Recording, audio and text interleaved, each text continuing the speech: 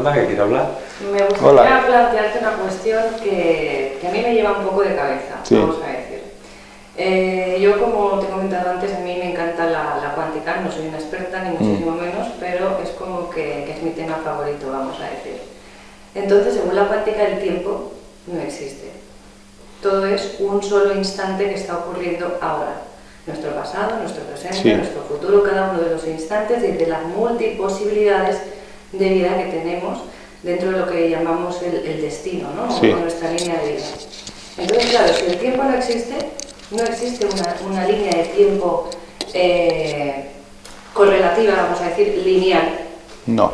¿Cómo hacemos, qué hacemos con la reencarnación? ¿Qué hacemos con todos esos conceptos que estamos contemplando dentro del tiempo? Porque para que exista la reencarnación tiene que haber una línea de tiempo lineal. Sí, es que ahí que viene la teoría cuántica. El concepto cuántico más moderno de los últimos 3 años, 2010, 2011 para acá, explica que el tiempo tiene 6 ejes.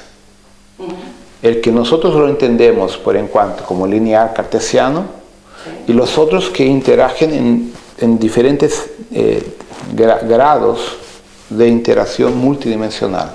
Entonces, la reencarnación en el concepto cuántico no es una reencarnación en la línea del tiempo, y sí una realidad paralela. Coge, por ejemplo, un transferidor de 180 grados. Tú tienes 180 posibilidades de encarnar. Sí. En la teoría cuántica son 180 grados paralelos a este donde tú estás con tu conciencia proyectado, pero ninguno es ni pasado ni futuro. El problema de hablar del tiempo dentro del concepto cuántico es que nuestra mente está, desde que nos conocemos como raza humana, dentro de una matriz de control lineal. Entonces, por ejemplo, yo le comento a las personas que, por ejemplo, muere el 2015, un ejemplo, y tú quieres volver a tener una experiencia en el año 1000. ¿Lo puedes? Ah, no, pero si yo morí en el 2015, entonces solo puedo volver a reencarnar a partir de 2015. No. Tú puedes volver al pasado y tener una experiencia, porque el pasado no existe. El pasado es un punto en el cosmos, que para nosotros es pasado, pero en el concepto cuántico no es. Es la misma cosa cuando empezamos a hablar de los computadores cuánticos que la NASA está intentando desarrollar. Uno se vuelve loco, porque el concepto cuántico no existe nada es exacto. Todo es mutable y todo es variable. Entonces, lo que te puedo colocar es que a nosotros nos faltan palabras, un idioma adecuado para poder explicar un concepto cuántico. Es como si el cerebro de nosotros le faltara partes de la comprensión. Es muy ambiguo explicar. Es complicado. Sí. Pero claro, es que te vienen explicándote la teoría reencarnacionista tradicional, y cuando yo intento meter conceptos nuevos, la gente se me claro, cae no lo del acepta. burro, como digo. El otro día estábamos comiendo con un grupo de gente con la que compartíamos un curso, ¿no? Y la señora, cuando yo le empecé a explicar mi visión de estos temas, me dice: yo a ti te quiero bien lejos porque me estás cayendo todos los paradigmas, me estás cayendo todas mis ideas, ¿no? Exactamente. Yo respeto a cada uno. Sí. Simplemente dije: oye, yo no te quiero convencer de nada, es mi visión, tú tienes la tuya y esto es perfecto. Tú sigues con tu camino, yo sigo con el mío y tan contentos. Pero claro, esto nos da una mayor capacidad de interactuar o una mayor amplitud de visión dentro de lo que ya estamos tocando. Es decir, si todo es simultáneo, ¿por qué limitar mi experiencia vital? ¿Por qué restringir las reencarnaciones que puedo vivir si, bajo mi perspectiva, la función de la vida es reunir información? La función, el sentido de la vida, ¿vale? Es reunir información. Cuanta mayor información que recogemos, mayor información va a la esencia. Sí. Y ahí entramos ya dentro del concepto de Dios, del que somos parte. Como comento muchas veces como ejemplo, somos como las gotas de agua del mar. Cierto. El mar sería Dios y nosotros somos las gotas de agua. Pero si le quitamos todas las gotas de agua al mar, ¿qué queda? La información. ¿Se pierde? No. Si vaciamos el mar absolutamente, ya no queda nada, porque la información está en las gotas de agua. Sí, pero las gotas de agua no desaparecen, van para algún lugar. A lo que me refiero es que el concepto de Dios es más nosotros de lo que nosotros creemos. Sí, sí, es que el problema es lo siguiente. Los humanos piensan en un Dios como un ser humano. Y ahí que está el equívoco. Dios o fuente que todo es, como yo lo llamo, es una conciencia cósmica interdimensional. Te voy a contar por alto cómo yo vi cómo yo tengo la memoria de la creación del cosmos. Yo actualmente como conciencia, Yaslon, tengo algo como 17.000 millones de años de edad. ¿Ya? Existo antes de la formación de ese clúster de ustedes, cuando uso la conciencia Yaslon. Entonces, le voy a explicar más o menos la estructura.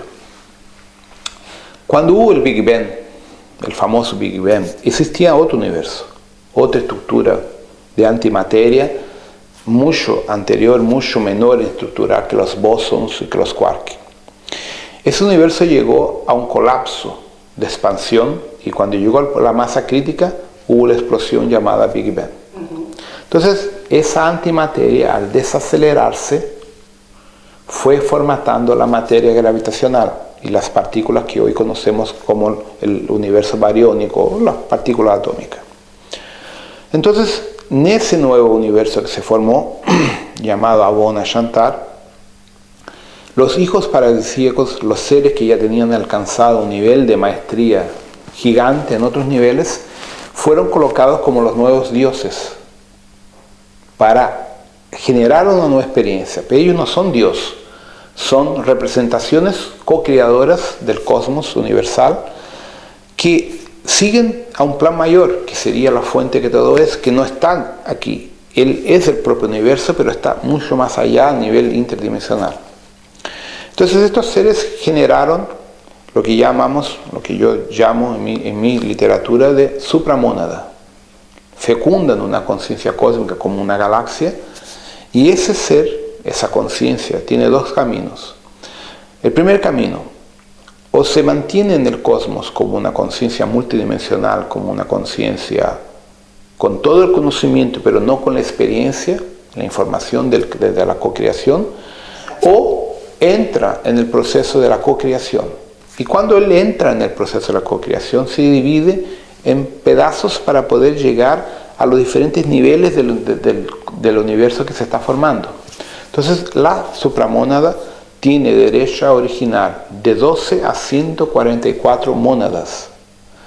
Hipotéticamente, es un valor hipotético. Supongamos que una supramónada existe en 40 en la cuadragésima dimensión. Y ella genera 12 mónadas. No las va a generar en esa dimensión, las va a generar en una dimensión abajo para que tenga la experiencia co-creacional en otros niveles del cosmos. 30D, por ejemplo. Esa mónada, para seguir el proceso de experiencia, de adquirir experiencia co-creacional, se divide en el yo soy. Una mónada puede generar de 12 a 144 yo soy. Entonces, ¿qué sucede? El yo soy llega, por ejemplo, entre 12, 13, 15D, más o menos, un valor hipotético. Tiene una experiencia dentro de su comunidad, de su matriz de existencia. Pero con la medida que el universo se fue condensando, desacelerando y la materia se fue formando, la materia que entendemos como sólida, el yo soy descubrió que también podía dividirse y tener experiencias en esa otra energía abajo de su existencia. Ahí el yo soy cría el alma.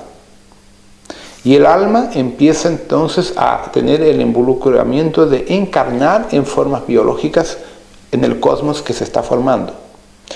Pero ahí hay un otro aspecto. Cuando la raza biológica tiene dos sexos, la energía de un alma es muy potente. Ella no consigue acoplar sin matar esa forma biológica. Entonces el alma se divide en fractales. Esos fractales nosotros les llamamos de almas gemelas. ¿Qué sucede? Estos fractales se dividen también de acuerdo con el número 12 a 144 y van a tener la experiencia. Entonces esa experiencia de la vida en el cosmos es muy rica de N factores. Entonces cada vez que esa experiencia sucede, el fractal de alma o el pedazo de alma tiene el ciclo encarnacional que llamamos nosotros, en las realidades paralelas del universo, en el tiempo cuántico. Cuando ellas vuelven al alma y el alma vuelve al yo soy, transfiriendo la información de lo que es co-crear. Cuando el yo soy recupera todas sus partículas, él va a su mónada, hasta que todos vuelven a la fuente que todo es. Ese es el proceso cósmico que todos nosotros estamos viviendo. Ahora, lo que es Dios en todo eso, la esencia suprema. Nosotros somos un pedazo de Dios. Entonces, como nosotros no tenemos la percepción de lo que es Dios, esperamos que Dios esté en una persona, en un ser, y abrimos mano de la capacidad que nosotros somos dioses microscópicos, pero sin la percepción de eso. Cuando tú encuentras la energía de tu yo superior, cuando tú haces la conexión con tu corazón, el estado de éxtasis, el estado de gracia que los católicos dicen, cuando tú te conectas con tu yo soy, con tu autoesencia, ahí tú compartías a Dios. Entonces, hablar de Dios es difícil porque nos faltan palabras para interpretar exactamente lo que es Dios. Es un ser, es una conciencia, es una radiación. Cada uno le va a dar una representación. Entonces, lo más importante que hay, que yo creo que entender de Dios, es que acima de cualquier cosa, Dios representa paz, amor, unión, unificación. Si todos venimos de una misma esencia, ¿por qué haber sectarismo y separación? ¿Por qué no hay unión, no hay paz? Entonces, en cuanto no entendamos eso, no vamos a tener solución para las guerras, los problemas, los conflictos raciales y religiosos que tenemos en este país, en este planeta. Entonces, está mucho más allá de lo que las personas propagan. Por eso es que queda difícil el tema.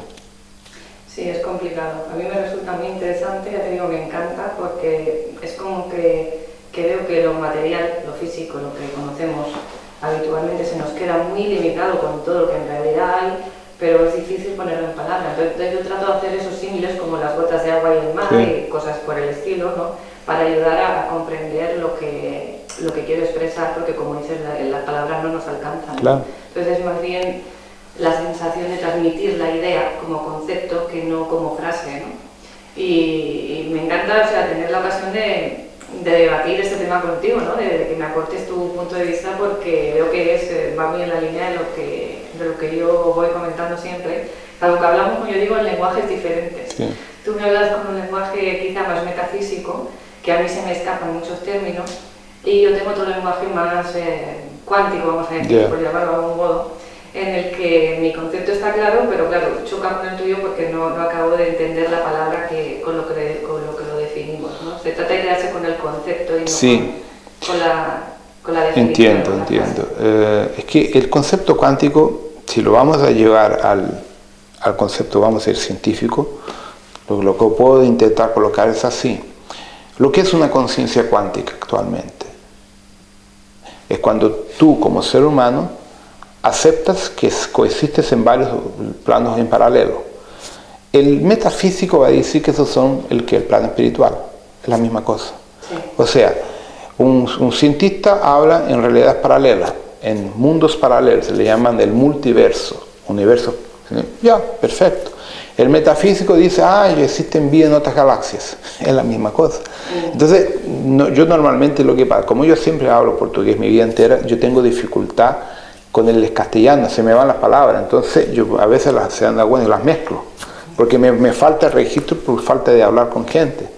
Entonces muchas veces yo uso palabras de mi archivo brasileño y ellas no se encuadran porque me faltan específicas las palabras en castellano para conseguir hablar la parte técnica que tú quieres, que me falta, realmente se me olvida. No te preocupes, yo creo que tenemos ocasión de encontrar las palabras. ¿No? En algún momento. Y ya te paso el testigo. No quieres preguntar nada más de física cuántica. Es que con la pregunta que le he hecho ya me lo ha explicado todo, por lo cual lo que vamos a seguir preguntando y mareándolo. Bueno. Te lo ha explicado muy bien, además ha sido como muy gráfico y muy visual para que se comprenda con facilidad. Vamos a dar paso un momento a Antonio. Dime, Antonio. No, sí, a ver si puede desarrollar un poco el tema del Cuarto Reich y la Antártida. Mira, ese es un tema, a mí me gusta mucho los alemanes. Yo soy un admirador de la gran capacidad intelectual de los alemanes y, para quien no lo sabe, una gran parte de la ingeniería mecánica del mundo se la debemos a ellos. Todo el proyecto espacial americano de la NASA es de von Braun, es alemán. El gran desarrollo de la medicina y de la clonaje es alemán. O sea, la Alemania es la base de muchas cosas quieran o no lo quieran. Lo que es el Cuarto Reich es un tema que ya costó la vida a mucha gente, así que cuidado con eso. Lo que pasa es lo siguiente, gente. Tengo que volver al Tercer Reich para que entiendan lo que fundamentó el Cuarto Reich.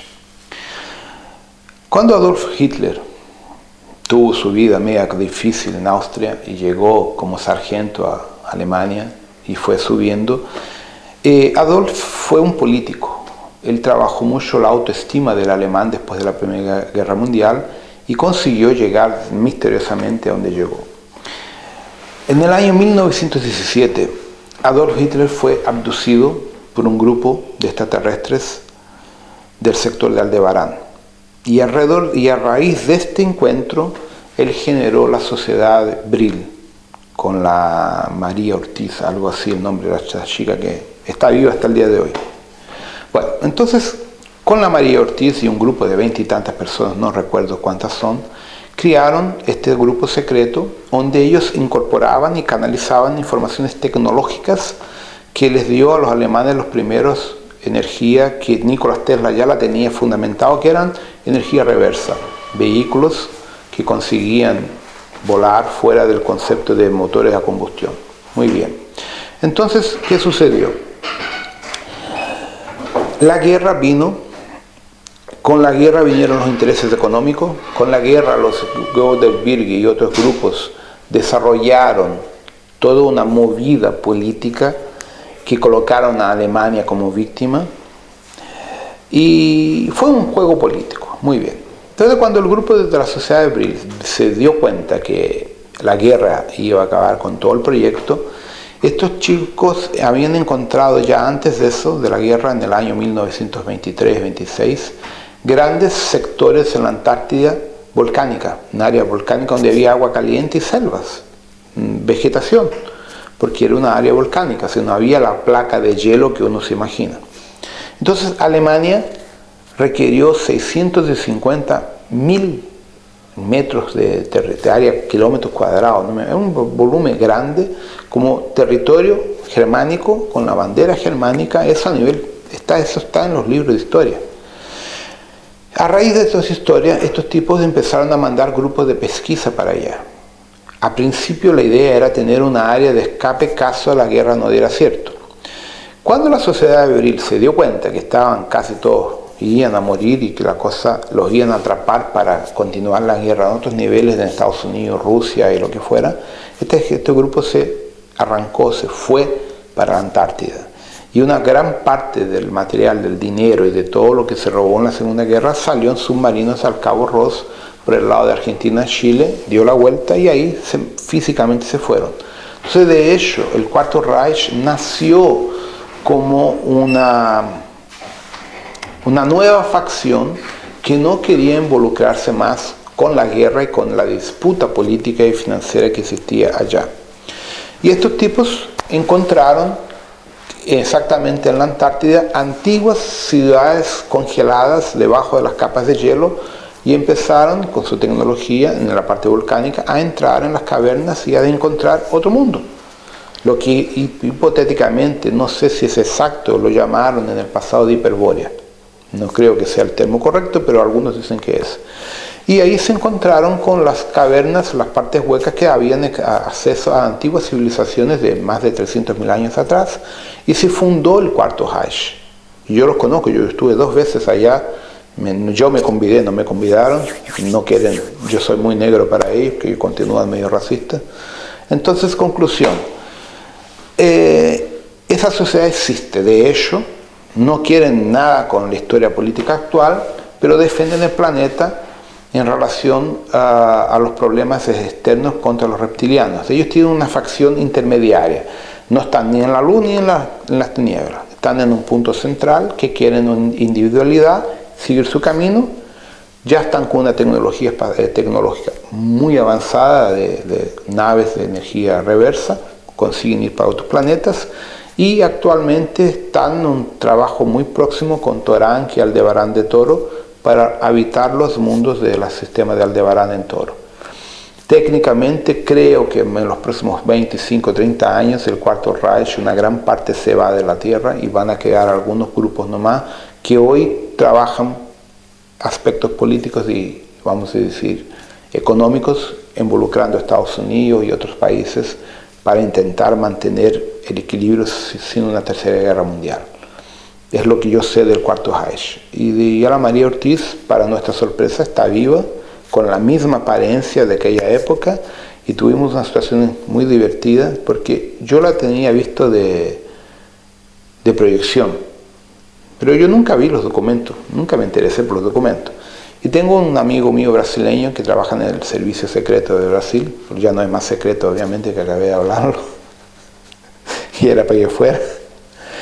Y este chico estaba en el Congreso y se encontró con una chica muy simpática, que hablaba un portugués medio extraño porque del alemán, que estaba en el gobierno brasileño, no sé qué historia. Y el tipo se apasionó, se enamoró de esta mujer, pero no sabía quién era. Muy bien. Pasado como 15 días, alguien le manda los archivos secretos originales del Cuarto Reich, o del Tercer Reich, no sé cuánto, del 6 de abril, claro. Y el tipo tiene un ataque desesperado y me llama por teléfono y yo no sé, ya sí, conozco a la María Ortiz, tal, pero no sé quién es. O sea, yo conozco la historia, pero nunca vi fotos, nunca vi nada. Y cuando me manda el archivo descubro que es la misma mujer que me recibió y gentilmente me pidió que me fuera porque yo no era bienvenido al Cuarto Reich. Está viva con la misma edad. Ellos tienen una tecnología que no envejecen más, controlan porque comen cosas distintas, tienen otro... O sea, ellos cambiaron toda la parte de alimentación, cambiaron toda la parte energética y viven en otro aspecto de energía. Son físicos, igual que nosotros, pero tienen toda una tecnología y no envejecen. Tienen una expectativa de 220 años más o menos nuestros. Ahí fue cuando el almirante Eber fue para allá, quiso invadir la zona y les dieron caña. Les dieron porque dicen que salieron platillos, ¿no? Claro. Y que empezaron a dispararles láser. Incluso eso es un asunto que les va a ayudar a entender una cosa interesante. Pregunta: ¿por qué en la Patagonia existe el mayor agujero de la camada de ozono del planeta si no hay una fábrica ahí abajo? No tiene respuesta. Muy bien, porque cuando el almirante Birge invadió la Antártida, detonó 2 petardos nucleares. Las bombas nucleares rompen la camada de ozono. Entonces, el agujero de la Antártida, de la Patagonia y de la Antártida es originado en el año 49-47 por las explosiones que el almirante Birge intentó contra el Cuarto Reich. Y como les dieron caña, a partir de ahí la ONU determinó que la Antártida era territorio neutro y que nadie podía meterse por lo mínimo por 50 años, justamente por este episodio. ¿Ya? Yo digo así, el Cuarto Reich no es malo ni bueno, no quiere que lo jueguen, quieren seguir su camino. Sí, pero lo que tú me estás hablando, que también en la información que tengo yo de la Hiperbórea y que esas ciudades estaban allí, pero me estás hablando de una capa muy arriba, pero siempre se ha dicho que metiéndote para adentro existe lo que sería el reino de Agartha, Shambhala y todo eso. ¿Esto es verídico? Pero no es físico. No es físico. No, es a nivel energético, ya es otra dimensión. Porque te entendamos lo siguiente: tú tienes el manto, el núcleo de la Tierra. Las temperaturas y la presión interna es muy grande. Entonces, para tú mantener una ciudad física, tú tendrías que tener cuevas gigantes. Existen esas cuevas gigantes para ciudades grandes, es obvio. Pero la esencia de Shambhala y Agartha está en una otra frecuencia que no es la nuestra. Es físico, pero en una frecuencia diferente a nuestra fisicalidad. Existen. Pero entonces esos túneles que conectan todo el planeta sí que son físicos. Son reales, son físicos. Son túneles para andar con vehículos, que son vehículos de antigravedad. Por ejemplo, los tibetanos hablan mucho de eso, que ellos salían del Tíbet para América del Sur, América Central, en pocos días. Tú te entras, es como una silla antimagnética, antigravitacional, con ocupación para 5 o 6 tipos, y esas sillas andan a 700, 800 kilómetros por hora o más. Entonces tú entras en el vehículo y te transmiten de un lado para el otro. Los americanos rompieron esas líneas sin querer cuando estaban montando una base en las Rocosas del año 60 y se depararon con un montón de lagartos. Que lo que más hay aquí abajo de la Tierra son lagartijas. Pero la Tierra tiene casi 5.000 millones de años. Entonces nosotros somos nuevos. Lo que hay de civilizaciones y pueblos que ya vinieron a este planeta... Imagínense todo lo que se habló de Maldek cuando lo destruyeron a 252 millones de años. Lo que sobró de Venus a 16, 17 millones de años atrás. Lo que sobró de Marte a 3,5 millones de años. Todo vino para acá. Entonces nosotros tenemos un histórico en la Tierra difícil de entenderlo, justamente por el tema del tiempo. Por ejemplo, los maldequianos cuando fueron destruidos, ellos se autodestruyeron. Piensen que Maldek era del tamaño de Urano. Pero eso fue por la guerra de Orión famosa, así que se llama. No, fue por un problema interno de ellos. Por problema interno de ellos Sí. se destruyó un planeta entero. La guerra de Orión fue otra historia, otro jaleo. Ellos fueron otro Pero ese planeta Maldek tenía agua, Sí. mucha agua, y los aerolitos cayeron a la Tierra, y por eso se hablaba de las inundaciones, de esas grandes inundaciones en el planeta. También, pero es que ahí que viene el hecho. O sea, por ejemplo, tenemos dos aspectos, el geológico y el espiritual. Muchas de las almas que murieron allá vinieron a encarnar en la Tierra, pero no en la línea de tiempo de 252 millones de años, cuando sucedió. Vinieron a encarnar ahora, los alemanes.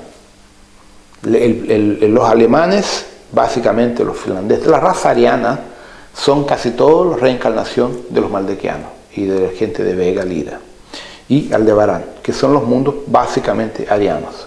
Ahora, cuando de hecho Maldek explotó, el problema fue mayor. Por ejemplo, Mercurio era una luna de Júpiter, no era un planeta como está ahora. Entonces la Tierra tenía como 35 millones de kilómetros más distante del Sol de lo que es hoy.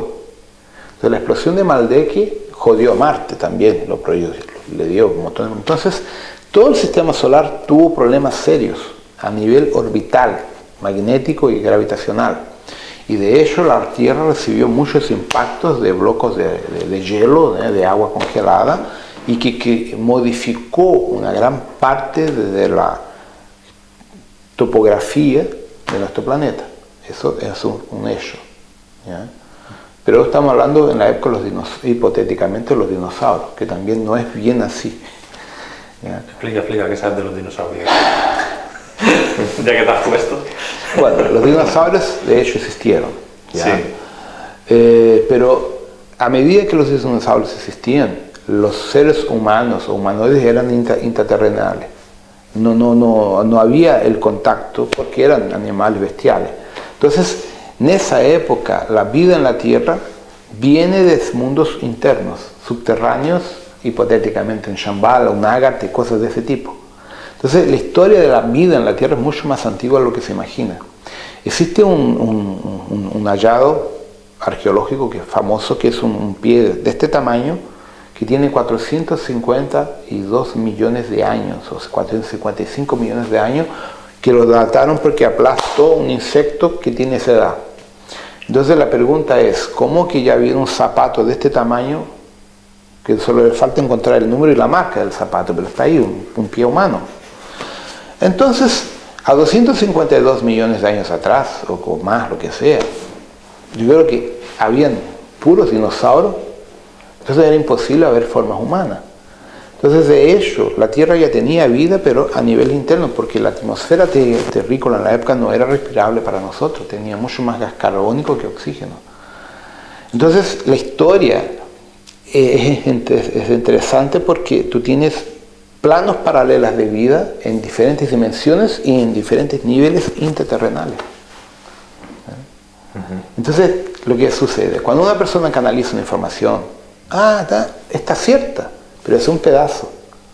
Por eso le comenté antes, imagínense un diamante con varias facetas. Cada faceta es una verdad de un todo mayor. Que lo que yo intento es juntar todo para que las personas se den cuenta que cada persona está captando su historia, de repente el video en eso realmente, o de estar recibiendo una información de un espíritu que quiere colaborar con una parte de la verdad. Y hay muchas partes de la verdad. Entonces hay que entender y tener la humildad de entender que todos que son mediums, que canalizan, están recibiendo un pequeño pedazo de algo mucho mayor. Mucho mayor. Entonces, vamos a ir a lo que es hoy el planeta Tierra en el mundo intraterreno. ¿Por qué están esas razas ahí, esos lagartos? ¿Qué función tienen en el planeta? Bueno, ellos se arrancaron de la Gran Guerra. Vamos a la historia de Orión entonces. El problema de Orión es medio complicado, pero yo estuve en Orión, entonces lo que pasó fue lo siguiente. Ustedes se han escuchado ya el nombre Yaldabaoth, Satán, Satanás, Belcebú, Asmodeus, Astaroth y tantos otros, Moloch, Enki, Enlil, y por ahí va. Muy bien. Lo que sucede es lo siguiente. Yo no consigo traducirlo en un tiempo lineal de nosotros porque esto también es cuánticamente, el tiempo es loco. Tuvimos una gran guerra, que la primera gran guerra vino de Pegasus, cuando los Shopats se arrancan de Andrómeda y llegan a la Vía Láctea por la galaxia sextante que queda abajo de nosotros y por Andrómeda y por otros sectores, perdón, por Pegasus. Entonces, estos Shopats son una raza reptiliana, que no es ni reptiliana porque no tiene una forma definida, pero vienen de la matriz reptiliana, que es la raza perfecta genéticamente desarrollada en Arconis, que sería la galaxia del concepto religioso del anticristo. Esa raza se alimenta de energía ectoplásmica psíquica de otros seres. Eso es lo que nosotros llamamos arcontes, ¿no? Habitualmente. Deben ser. Muy bien. Entonces estos tipos acabaron con su energía generando una gran guerra.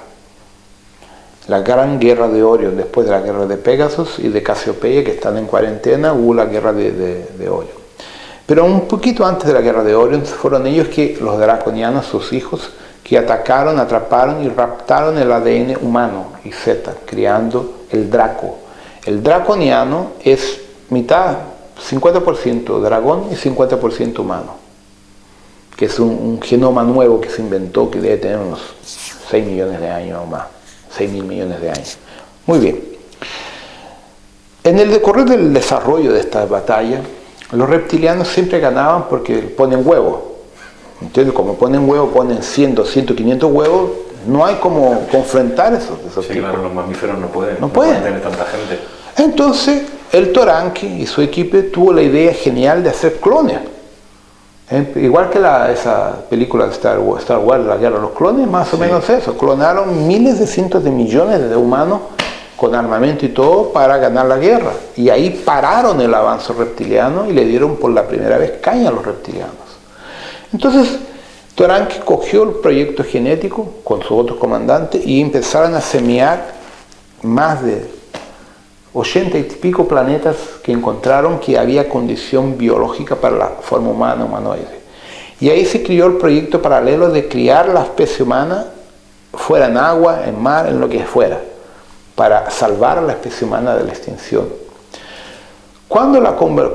¿Qué sucedió?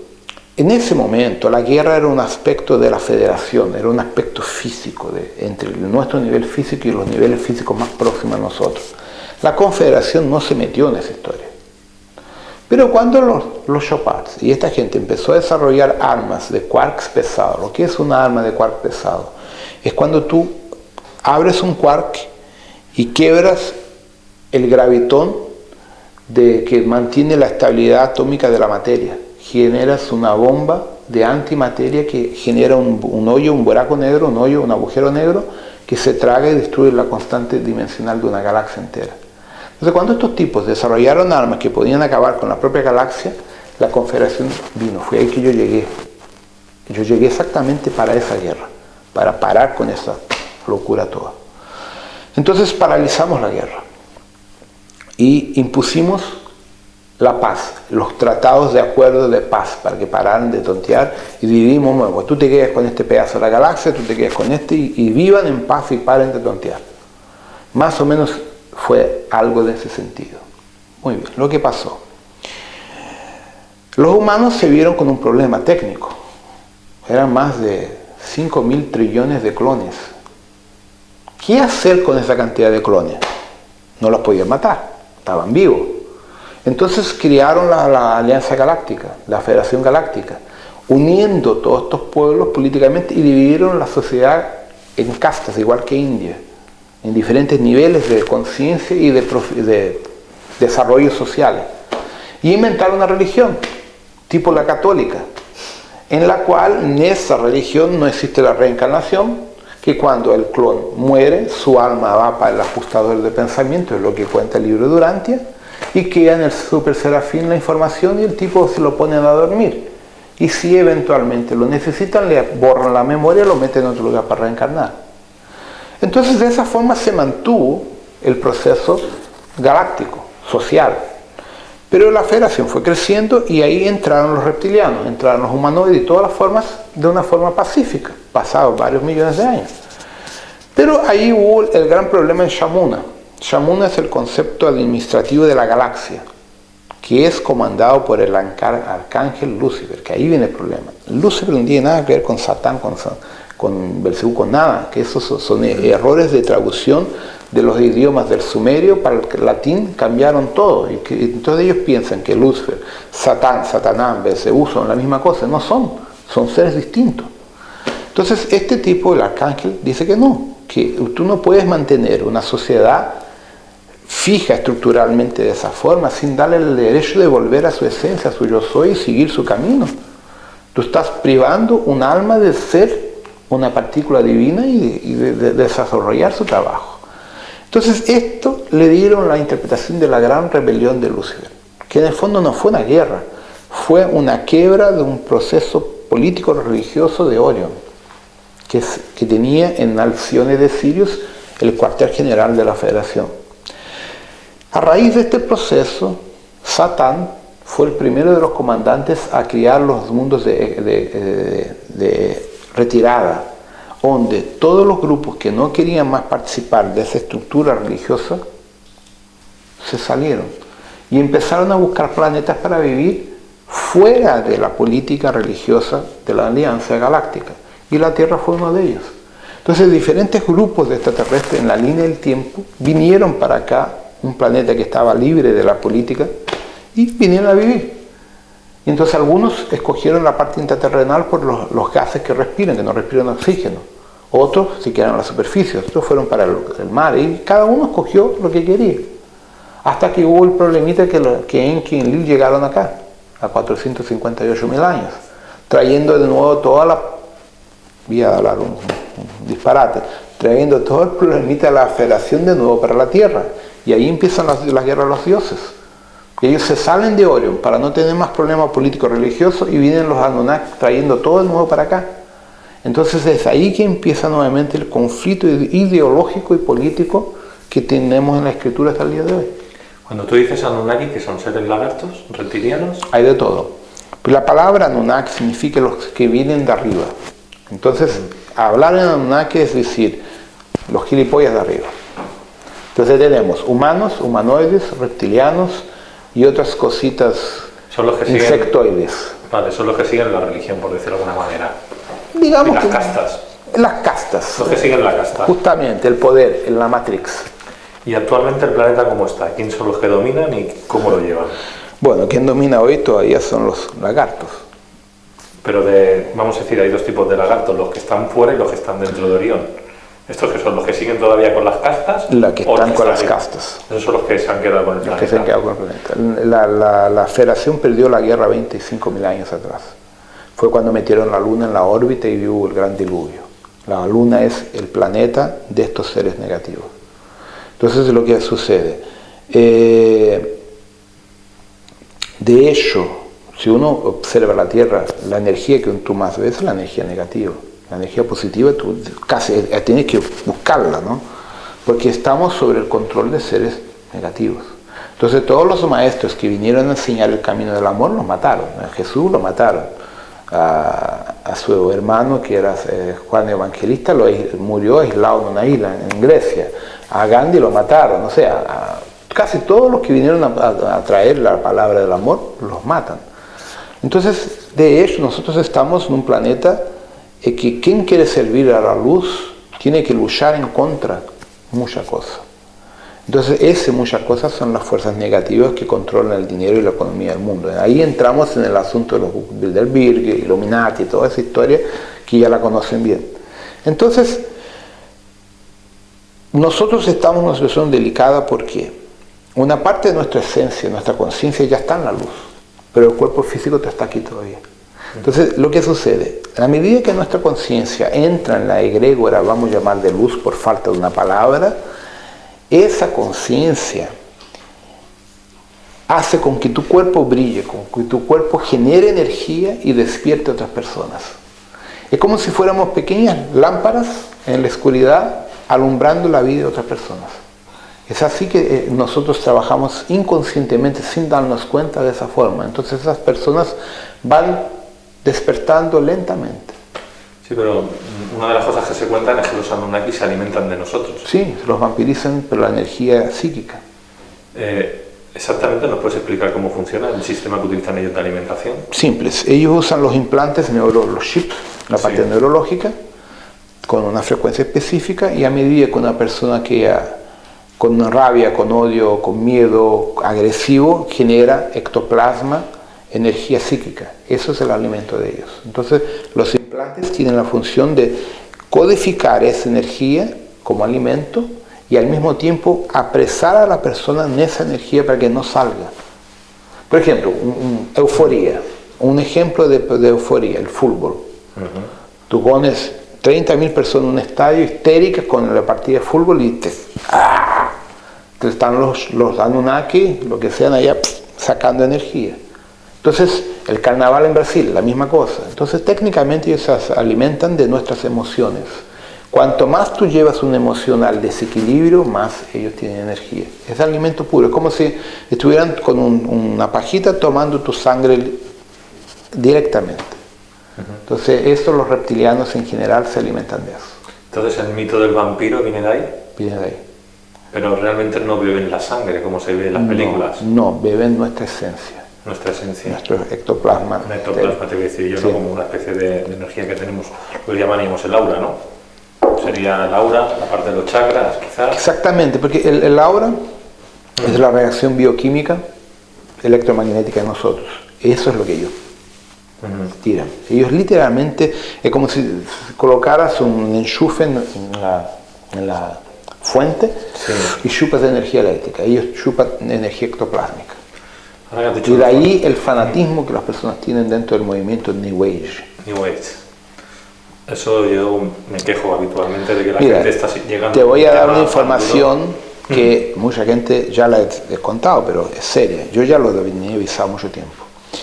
En los años 2002, 2003, 2005 más o menos, la FBI en Estados Unidos tenían una cantidad de dinero por año de $5.000 millones para pagarle a los canales norteamericanos para que escribieran cosas bonitas respecto a Estados Unidos y del mundo entero para inducir un movimiento New Age.